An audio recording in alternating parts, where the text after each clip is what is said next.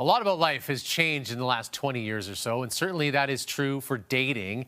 And the way people of different ages date has also changed. We're joined by matchmaker and owner of Love at First Like, Megan Tyschuk. Megan, thanks so much for being here. Let's talk about the different generations. Do they actually approach dating differently? Yeah, I think the intention is the same. You know, we're all looking for connection and a companion, but I do think the approach is quite different. You know, 20 years ago, there wasn't dating apps, and now there is. And there's a lot of different nuances to dating, so definitely approach is different. So there are older people who have to get used to the apps, and there are other people who have grown up with the apps. Yes. They know them very well. How do you navigate that if you're trying to connect through the generations when the communication style might be so different? Yeah, I think it's, again, remembering, like, try and get there intentionally. You know, you want to date intentionally. If that is what you're looking for, put that on an app. Show what you're actually looking for in a relationship. And then also approach in person. Try not to just go on dating apps. Do other things that you can also get that same result.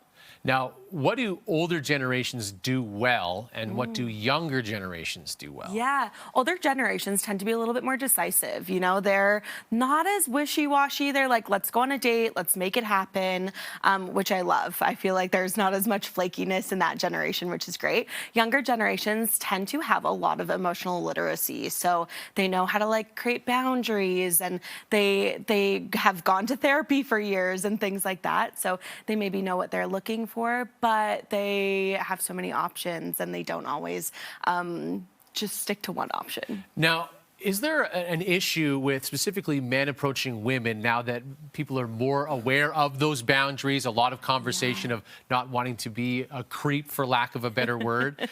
Is there an issue there where they don't approach at all because they're scared? Yeah, honestly, that is one of the biggest things I hear is I can't approach a woman. Like, they're gonna think I'm weird or creepy. And the fact of the matter is, if you're going in with it with the right intention, you're going to show this genuine side of yourself that you're just trying to meet someone.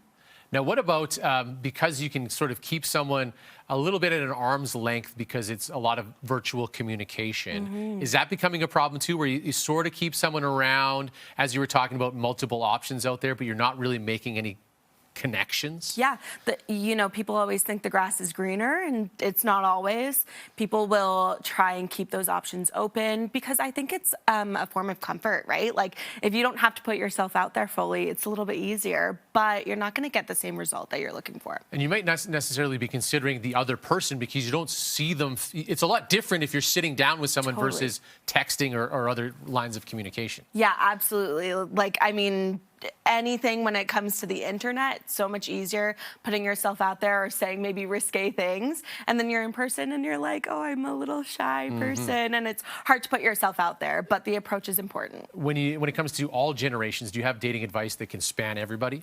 Honestly, like, be intentional, approach people, go to things that maybe are out of your comfort zone, and yeah, have the intent of, I really do want to meet someone, and I'm going to put myself forward and try and do that on my own. And really quickly, if people want to ditch the websites, the apps, where do they go?